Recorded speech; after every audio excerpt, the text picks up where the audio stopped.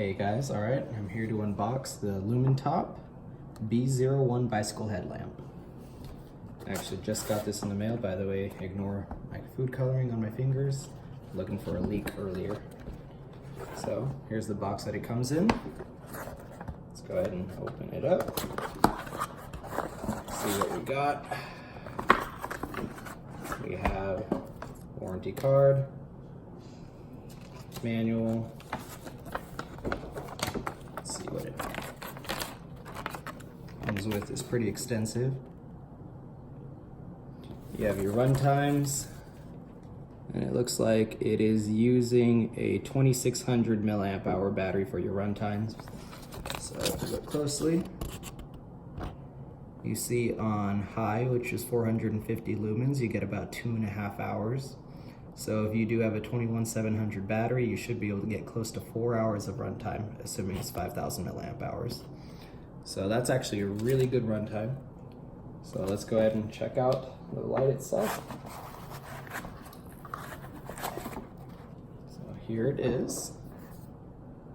It's a good size, came with its mount, came with a little lanyard, charger, and the flashlight itself along with the mount. This mount actually seems really good.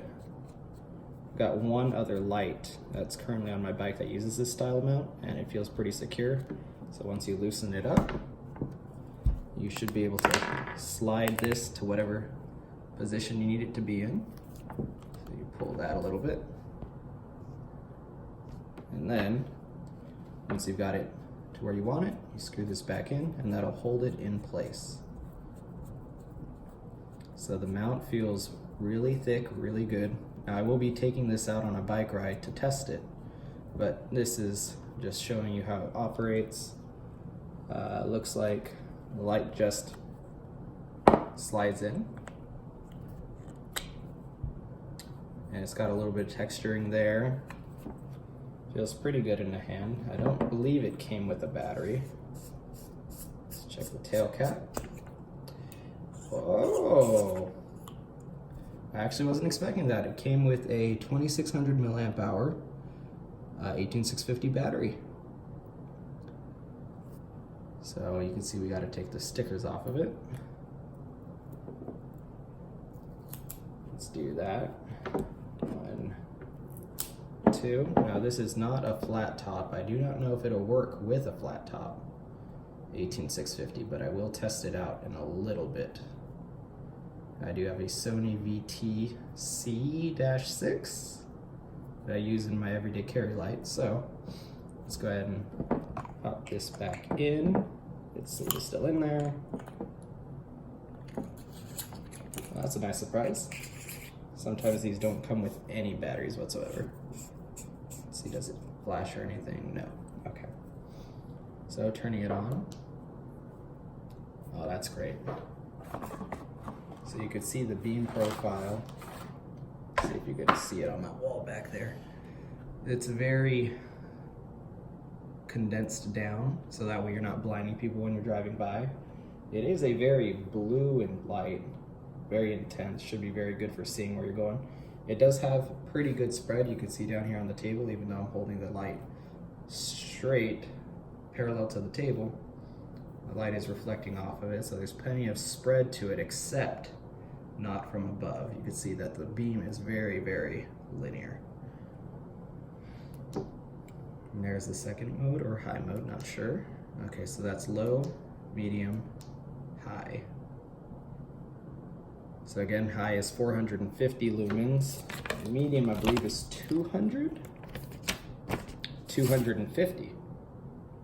And then low is down to 10. So overall, it feels really good. I like the size, I like the weight of it. It doesn't seem like it's going to be too cumbersome to use. I like the beam pattern. I like how the light spreads low, so I could be able to see a little bit more directly in front of my bike, while I could see further ahead with that beam in the middle. That being said, I'm going to go ahead and take this for a test ride later, and I'll let you know what I think. By the way, before I forget, I did just put the Sony VT-C-6, I'm going to butcher that, and it does work. So if you do have flat top 18650s, it will work with that as well. I really prefer that because I do have a SIGO light. I believe it's an 850, so it should match the same high as this one. But when that battery goes out, it's actually about $40 to replace the battery. Well, here, your 18650, you could replace between $5 to $6 or $750-ish if you're gonna get one of those really, really expensive ones.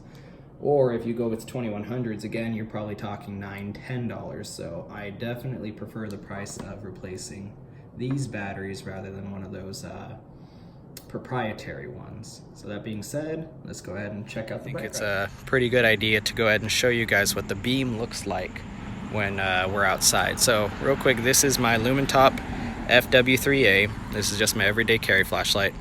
Got a real even beam, not too floody, but not too throwy either, just really usable.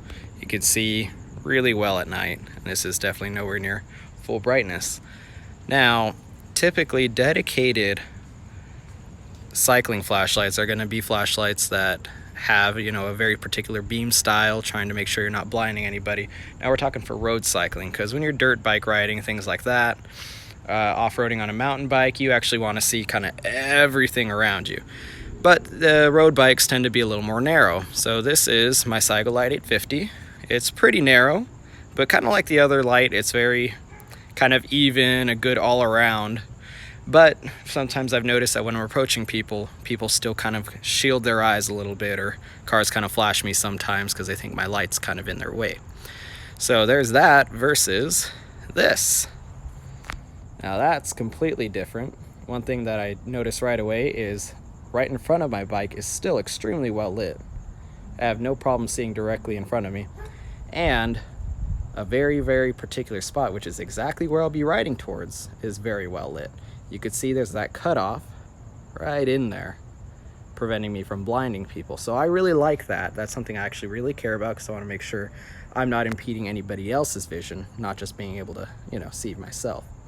That being said, I put the mount on, everything works really good. I like how secure it is. It's a beefy mount. I don't think that's gonna go anywhere. My only concern would be how tight it's grabbing, but it does grab pretty tight. So unless you're actually going off-roading with this mount, I think you're gonna be fine.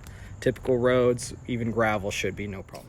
All right, so to wrap this up, I do wanna go ahead and give the disclaimer. I figured out what's going on with this light.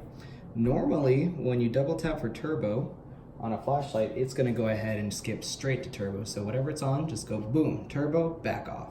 In fact, here's a great example of it. Flashlight I mentioned earlier, from Lumintop. Here it is, double tap, boom, down, right? And that's what it does. Double tap takes it to turbo. I was getting confused out there because here's 10 lumens, dimmest mode.